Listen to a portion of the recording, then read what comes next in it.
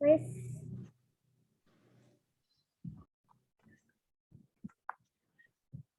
Yuk,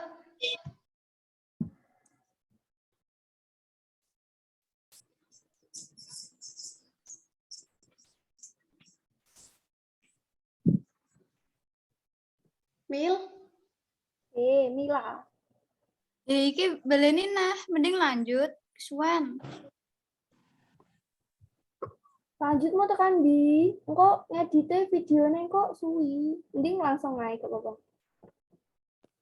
Langsung maksudnya langsung mulai awal kue dulu pengertian. Nah, iki langsung. Assalamualaikum warahmatullahi wabarakatuh. Waalaikumsalam warahmatullahi wabarakatuh. Perkenalkan, saya Armila Anggraini, dan rekan saya Putri Novi akan mempresentasikan tentang asuhan keperawatan prematuritas. Disusun oleh kelompok 7 kelas C, yaitu ada Putri Novi, Sintani Alvina Wijayanti, Armila Anggraini, Sukmadita Aprilia, Hidratul Mila, dan Saadila Triyudana. Pengertian prematuritas. Prematuritas adalah neonatus dengan usia kehamilan kurang dari 37 minggu dan memiliki berat badan sesuai dengan berat badan untuk masalah kehamilan. Persalinan kurang bulan atau prematur menurut WHO 2015 adalah persalinan yang terjadi antara usia kehamilan 28 minggu sampai kurang dari 37 minggu.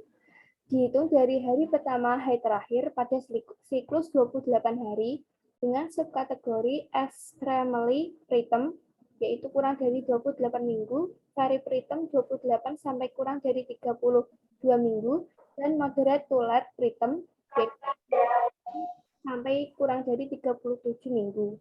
Bayi prematur atau bayi preterm adalah bayi yang berumur kehamilan 37 minggu tanpa memperhatikan berat badan. Sebagian besar bayi lahir dengan berat badan kurang dari 2.500 gram adalah bayi prematur. Next. Penyebab persalinan prematur yaitu iatrogenik 20%, infeksi 30%, ketuban pecah dini saat preterm 20-25%, dan persalinan preterm spontan yaitu 20-25%. Secara teoritis, faktor resiko prematur dibagi menjadi 4 faktor, yaitu yang pertama faktor iatrogenik, merupakan faktor dari kesehatan medis.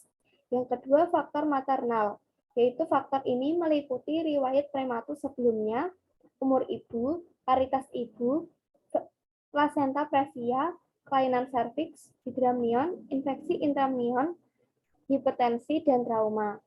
Yang ketiga ada faktor janin, meliputi kehamilan kembar atau gemeli, janin mati, dan cacat bawaan atau kelainan kongenital. Yang terakhir ada faktor perilaku, yaitu meliputi kebiasaan ibu yang merokok dan minum alkohol. Next.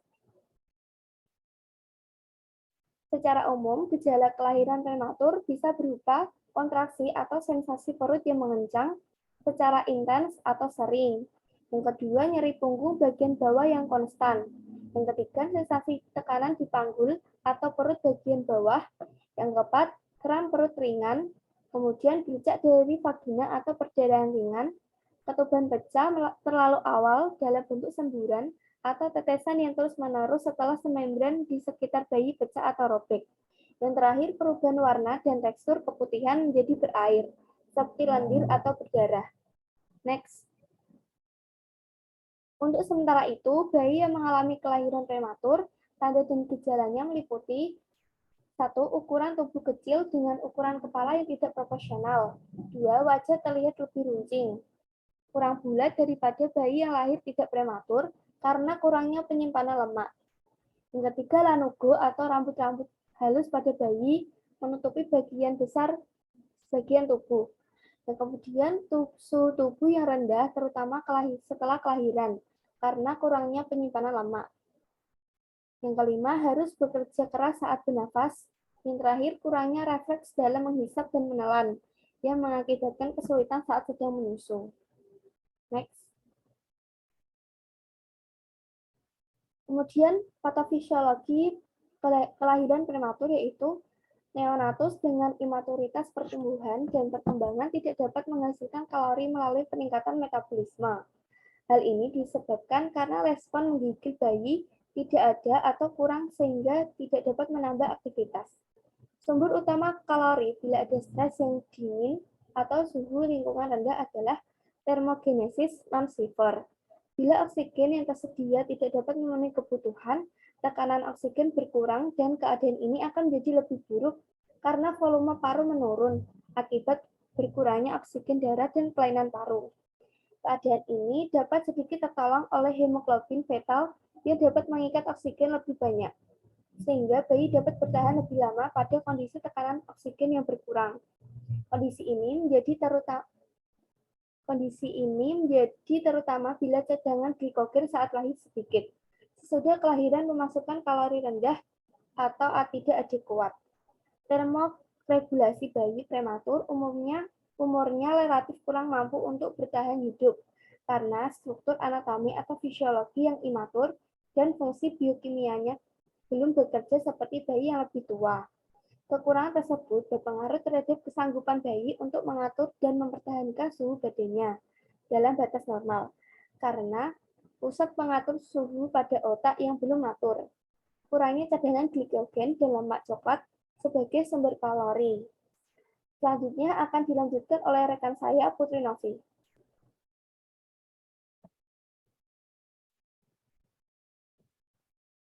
Next. Baik, di sini saya akan melanjutkan presentasi dari teman saya, yaitu pathway. Mulai dari pathway ini, pathway merupakan proses perjalanan dari penyakit, atau bisa disimpulkan bahwa pathway ini merupakan proses perjalanan dari persalinan prematur. Bisa dipelajari ya, Kak. Next. Pemeriksaan penunjang. Menurut Nur Arif dan Kusuma 2015, pemeriksaan penunjang meliputi hal-hal sebagai berikut, yaitu yang pertama, jumlah sel darah putih 18.000, neutrofil meningkat hingga 23.000 sampai 24.000 di pertama setelah lahir dan menurun bila ada sepsis. Yang kedua, hematokrit atau HT sebesar 43% sampai 61%. Peningkatan hingga 65% atau lebih menandakan polisitemia, sedangkan penurunan kadar hematokrit ini menunjukkan anemia atau hemoragik prenatal atau perinatal. Kemudian yang ketiga ada hemoglobin atau Hb.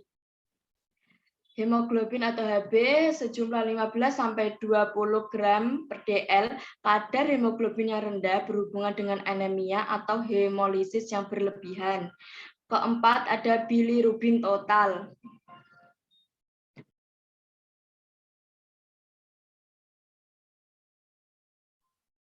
Bilirubin total ini berjumlah 6 pada hari pertama kehidupan dan berjumlah 8 pada 1-2 hari dan berjumlah 12 pada 3-5 hari. Kemudian kelima ada destrosip. Destrosip ini merupakan tetes glukosa pertama selama 4-6 jam pertama setelah kelahiran. Rata-rata destrosip ini berjumlah 40-50 dan meningkat sejumlah 60-70 pada hari ketiga. Keenam, ada pemantauan elektrolit dalam batas normal pada awal kehidupan. Yang ketujuh, ada pemeriksaan analisa gas darah. Next, Kak. Penata laksanaan. Di sini ada 2 penata laksanaan. Yang pertama penata laksanaan medis dan yang kedua ada penata laksanaan keperawatan. Di sini saya akan menjelaskan penata laksanaan medis terlebih dahulu, yaitu terdapat manajemen respiratorik. Manajemen respiratorik ini merupakan suatu oksigenasi dengan pemberian ventilasi tekanan positif atau FTP melalui sungkup. Kemudian ada CPAP atau Continuous Positive Airway Pressure atau intubasi harus sesuai dengan indikasi dan target saturasi oksigen. Target saturasi oksigen ini dibedakan dalam 4, yaitu 2 menit pasca lahir diberikan 55-75%, kemudian 3 menit pasca lahir diberikan sebanyak 65-80%, dan 4 menit pasca lahir diberikan sejumlah 70-85%, 5 menit pasca lahir diberikan sejumlah 80-90%, kemudian terakhir ada 10 menit lahir diberikan saturasi oksigen dengan 85%. Kemudian terdapat pemeriksaan gula darah. Pemeriksaan gula darah sendiri diulangi setiap 20 menit, kemudian setiap 60 menit hingga gula darah stabil dan gejala klinis tampak membaik. Target gula darah atau yang ditargetkan normalnya 50-110. Kemudian ada terapi farmakologis. Yang kedua, penata laksanaan keperawatan. Meliputi pertama, mempertahankan suhu tubuh dengan ketat. Bayi prematur mudah mengalami hipotermi. Oleh sebab itu, suhu tubuhnya harus dipertahankan dengan ketat. Yang kedua, ada mencegah infeksi dengan ketat. Bayi prematur sendiri sangat rentan terhadap infeksi. Di sini perawat harus memperhatikan prinsip-prinsip pencegahan infeksi, termasuk mencuci tangan sebelum memegang bayi.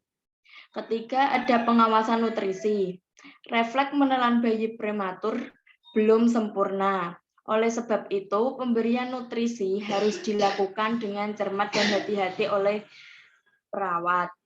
Keempat, ada penimbangan ketat. Penimbangan ketat ini berupa suatu tindakan yang memerlukan penimbangan badan untuk mencerminkan kondisi gizi atau nutrisi bayi dan erat kaitannya dengan daya tahan tubuh si bayi.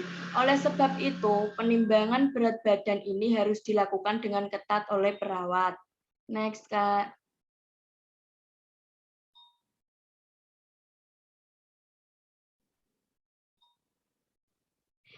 Di sini kita akan membahas tentang asuhan keperawatan.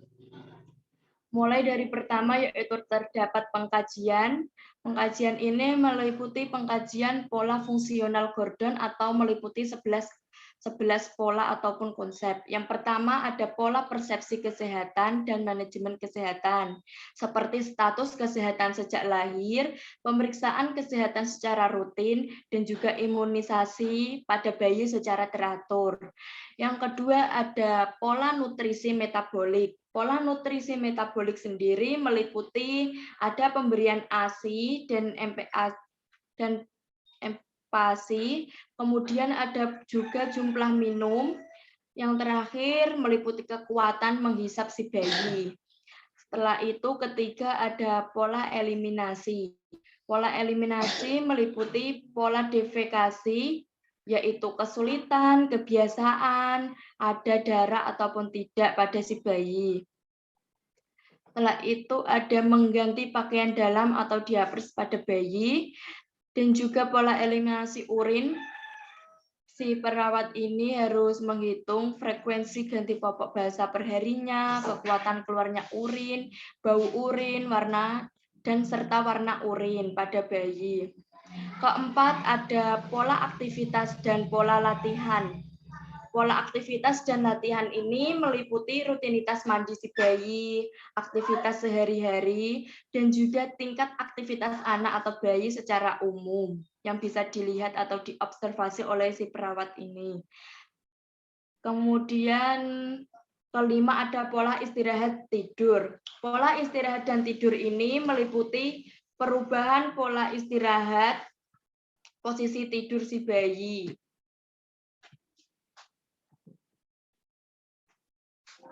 dan posisi tidur anak.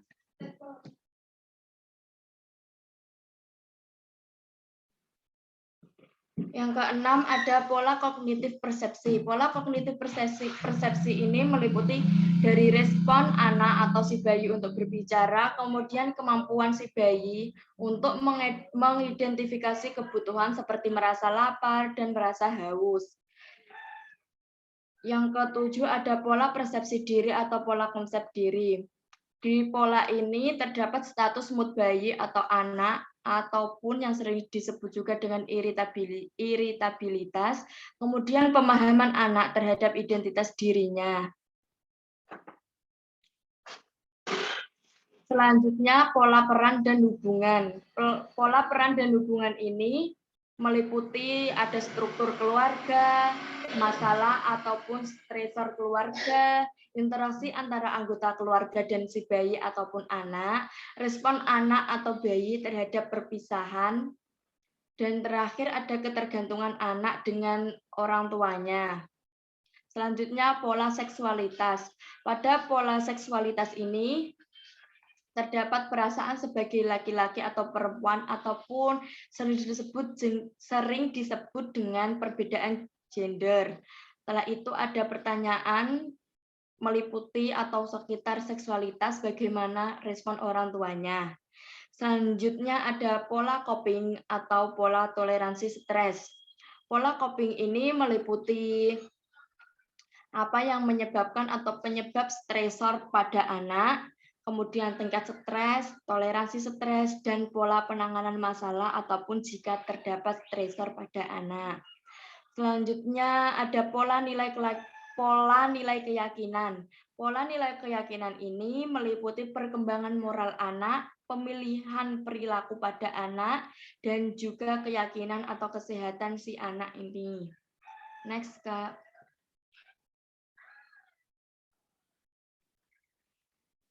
Yang kedua ada diagnosa keperawatan. Di sini kita mengangkat 3 diagnosa dengan pedoman buku Nanda Niknop, yaitu diagnosa pertama ada nyeri akut berhubungan dengan agen cedera biologis pada buku Nanda Niknop domain 12 kenyamanan, kelas 1 kenyamanan fisik dengan kode diagnosis 00131. Yang kedua kita mengangkat diagnosa berupa ansietas berhubungan dengan ancaman pada status terkini, domain 9 coping atau toleransi stres, kelas 2 respon coping dan kode diagnosis 00146. Kemudian diagnosa terakhir yaitu intoleransi aktivitas berhubungan dengan keletihan pada domain 4 aktivitas istirahat, kelas 4 respon kardiovaskuler pulmonal dengan kode diagnosis 00092. Next, Kak. Nah, setelah mendiagnosa, setelah mengangkat diagnosa yang sudah saya sebutkan tadi, kemudian kita membuat nurse care plan atau intervensi atau perencanaan keperawatan yang akan dilakukan untuk memperbaiki masalah-masalah tersebut. Pertama, dengan diagnosa nyeri akut berhubungan dengan agen cedera biologis, tujuan dan kriteria hasilnya setelah dilakukan tindakan keperawatan selama 30 menit. Diharapkan tingkat nyeri dapat menurun dengan kriteria hasil. 1. Frekuensi nada normal. 2. Keluhan nyeri sedang. 3. Pola nafas normal. Dengan intervensi keperawatan atau rencana keperawatan yang akan dilakukan ke depannya yaitu manajemen nyeri. Observasi meliput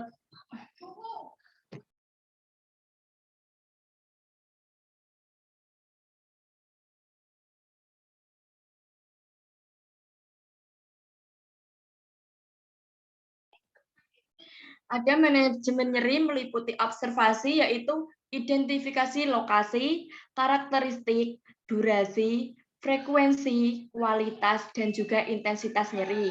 Kemudian identifikasi skala nyeri. Nursing care yaitu berupa tindakan meliputi berikan terapi non-farmakologis untuk mengurangi rasa nyeri, misalnya TENS, hipnosis, akupresur, terapi musik, biofeedback, terapi pijat, kompres hangat atau dingin, dan juga terapi bermain. Kemudian kontrol lingkungan yang memberatkan rasa nyeri, misalnya suhu ruangan, pencahayaan, dan kebisingan. Edukasi meliputi anjurkan menggunakan analgetik secara tepat, dan jelaskan strategi meredakan nyeri. Kolaborasi meliputi kolaborasi pemberian analgetik jika diperlukan. Next, Kak.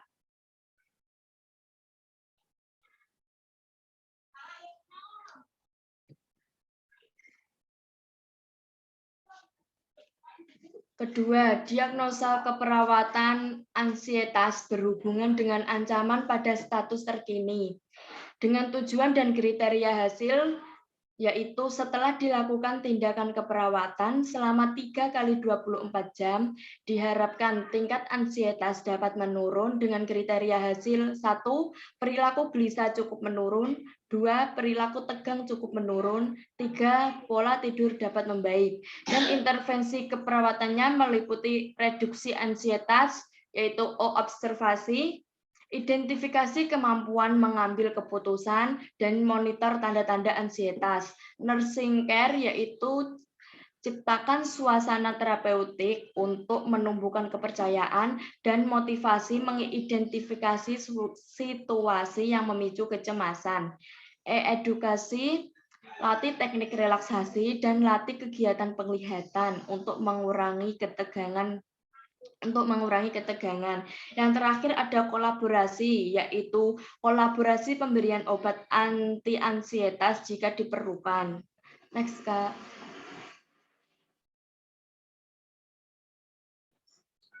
Diagnosa ketiga yaitu ada intoleransi aktivitas berhubungan dengan keletihan.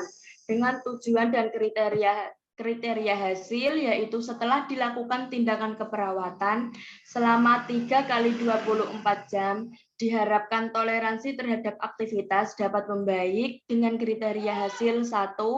Saturasi oksigen ketika beraktivitas ringan, 2. Frekuensi pernafasan ketika beraktivitas sedang, 3. Frekuensi nadi ketika beraktivitas sedang. Dengan intervensi atau perencanaan keperawatan, yaitu manajemen energi, meliputi observasi, identifikasi gangguan fungsi tubuh yang mengakibatkan kelelahan.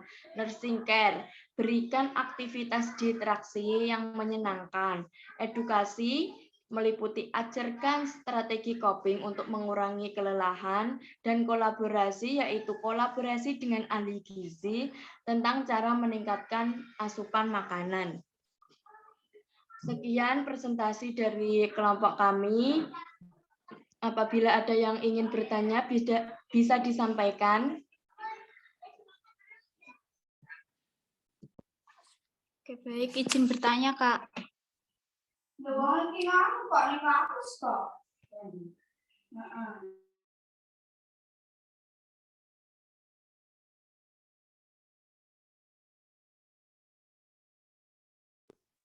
Izin bertanya, Kak. Ya, silakan, Kak. Baik, pertanyaan saya, apakah pertumbuhan bayi yang prematur itu dapat mengalami keterlambatan pada tumbuh kembang bayi? Sudah paham, Kak?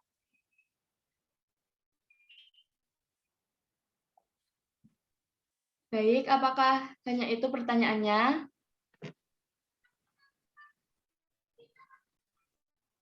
Saya akan menjawab pertanyaan dari Kak. Kak, sudah itu aja. Hidrotul Mila ya. Apakah pertumbuhan bayi prematur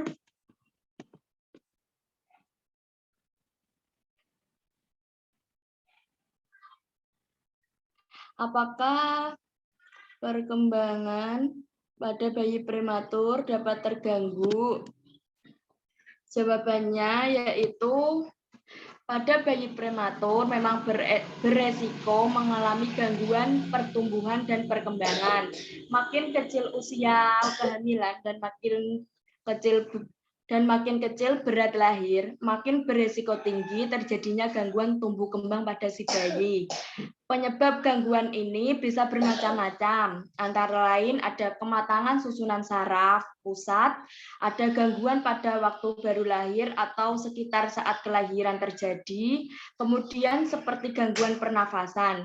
Untuk mengetahui penyebab keterlambatan perkembangan tersebut, perlu pemeriksaan lebih teliti. Untuk itu, anak dapat anak atau si bayi baru lahir ini dapat dibawa ke rumah sakit atau pelayanan kesehatan terdekat untuk pemeriksaan selanjutnya.